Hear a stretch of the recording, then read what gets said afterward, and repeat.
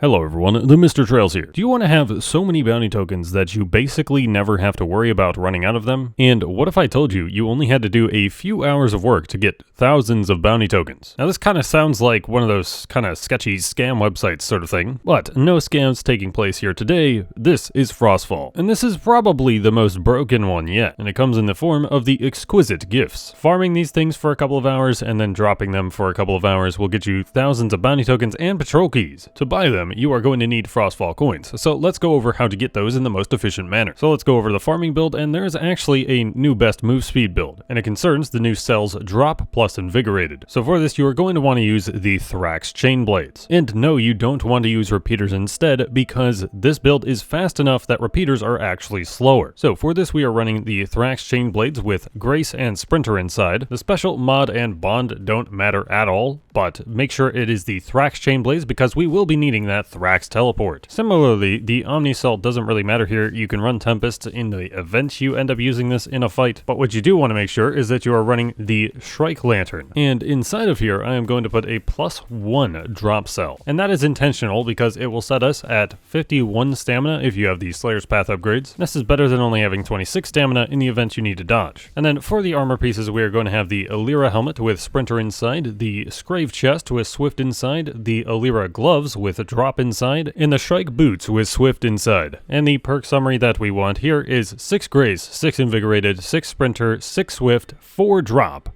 and then whatever else you have. So that's the movement speed build for the fastest farming that we can do. And the fastest place for gift farming is going to be on Emberthorn Cove. 5 gifts will spawn out of 8 possible locations, and they are so close to each other you can run through them in about 30 to 35 seconds. So let's go over the locations and then I will show you a complete run through. And so here we go. Here are going to be where all the gift locations are, and the first one you can see here already. At the start of the island here, you are going to want to do 3 dodges to get rid of all of your stamina. And we'll get the first gift right here. Then we'll take a 90-degree turn, and then we will run this way, jump up, deploy our glider, and come right here to the second gift. And then we will go this way, down here, and to the third gift right here. And then the fourth gift is going to be over on this rock over here. It's going to be about here. And then here is where we are going to use our Thrax teleports to get up to the ledge there. If there is no behemoth in the area, then you can't use your legendary ability unless you pull out the weapon that you are using. So we pull out the chain blades here, then we hit G. But when Embermane is over there, you will want to be careful of when you go up, it's going to pull you that way. Like, it's going to pull your camera toward the Embermane, so you just want to make sure that you are ready to spin around if you need to. And this is going to be the 5th location right here. And then the 6th location is going to be down the hill here. This is where we can use our Shrike Lantern. We could potentially use it earlier if the Embermane is there. But the 6th location is going to be right here next to this waterfall. And the 7th location is going to be right on this rock here. And then the final location is going to be next to this other waterfall on this rock right here. Take a little time, study the route, and I will show you what this looks like in action. So one thing that I want to note here is that queuing up public hunts is going to be faster because you generally don't have to wait for that loading time. Myself, for example, I typically have to wait about 11 seconds to 21 seconds to get into a hunt. That might be even longer for you, depending on your internet connection speed. So, alright, let's go here. 3, 2, 1, go.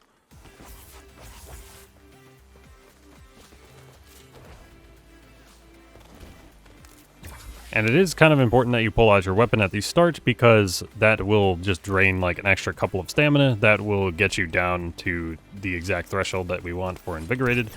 I'll pull out my weapon, and you can see when the Embermane isn't there, then I can just teleport up freely. And before you put your weapon away, you can use the Shrike Lantern for better effect.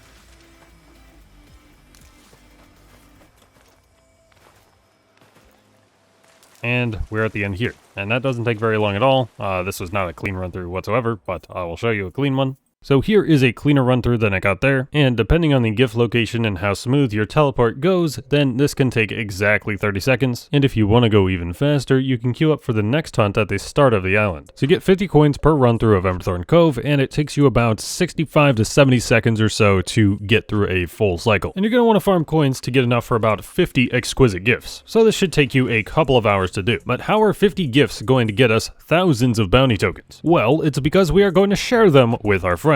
Sharing with others is the main reason that the exquisite gifts are going to be more valuable than normal gifts, even if you are only after bounty tokens. Because while technically the normal gifts have a better value for bounty tokens, the exquisite gifts are going to give you a better return on the Frostfall coins that you invested in them. The exquisite gifts are simple: 25% chance for the bounty token drop, 25% chance for the patrol key drop, and a 50% chance for 25 Frostfall coins. And with the exquisite gifts costing 100 coins each, this means that with a party of 8 people continuously dropping, you would theoretically get a 100% return of the coins you invested into these gifts every single time. So if you and 7 other people brought 50 exquisite gifts to drop, after you were done dropping all 50, you should have enough coins to buy another 50 gifts, which basically means you would just be profiting bounty tokens and patrol keys at the cost of just the time it takes to drop. And you can basically stay in the Ramsgate instance as long as you would like. But in practice, 8 people doesn't quite get the job done, because some people might be getting more bounty token drops or more patrol key drops than others, as well as sometimes when you place a gift, it basically just doesn't do anything. So in practice, you need about 11 or 12 people to infinitely sustain your dropping party. But with a party of 8 starting with 50 each, you should be able to get a few hundred drops done or so, and maybe you get lucky. Maybe you get people in your Ramsgate instance that also understand how broken gift dropping is, and maybe they have some time to drop some with you and increase your rates. So now that we know how broken these drop parties are, how exactly do we go about forming one? Because after all, who realistically has 7 friends to do this with? Well, I have gone ahead and made a gift dropping party section in my Discord server, and there is also one of these in Texas Rangers Discord server. I will link that down below. And as long as you have enough gifts for the party and enough time to drop all of these gifts, maybe a couple of hours or so, you can say that you're interested in joining, and then you will be added to the parties that will be dropping at that time. And then hopefully your party has some professional gift dropping experts from the same region that will be able to queue up with one another to get into the same Ramsgate instance. It will take a good bit of time to queue into the same instance. A drop party of 8, you might expect it to take about a half hour. A party of 12, it might take like 3 times as long. But going through the hassle of setting these up is well worth it, especially considering you're getting thousands on thousands of bounty tokens in the end. I did one of these on Saturday night, and it took us an hour and a half between the time it took us to queue up and drop everything, and everybody got at least 3,500 bounty tokens. We did get a couple of people from our Ramsgate instance to join us, and this let us keep getting bounty tokens for longer. Because the gifts have coins in them that you can in turn buy more gifts with, this is actually better than the first year that we had gifts for Frostfall. So much so that in Frostfall 2020, it took me like 60, 80 hours or something to farm 3,000 bounty tokens. And this year, that same amount of bounty tokens would only take you about 4 or 5 hours to get. Is it kind of cheesy? Absolutely, but we should all be doing it, especially because of that Silver Sword questline. The only thing to note is that cauldron dropping for tonics is quite a bit worse than it used to be, but in the end you'll have so many patrol keys that you can just buy your tonics with rams forever and never run out. So there you have it, guys. You can get plenty of patrol keys and bounty tokens to help you out with doing that Silver Sword quest. So many bounty tokens that you might even consider upgrading all of your bounties forever and still not be running out. Hopefully this will help you guys out, and once again, join my Discord server and Texas Rangers Discord server to get access to these drop parties. Even if you do just one before the end of Frostfall, this will greatly help you out for years to come, even. But that's gonna do it for this one, guys. Drop a like for me, subscribe to the channel if you haven't done so already, and I have been Trevor. I go by TheMrTrails, and I will catch you guys next time.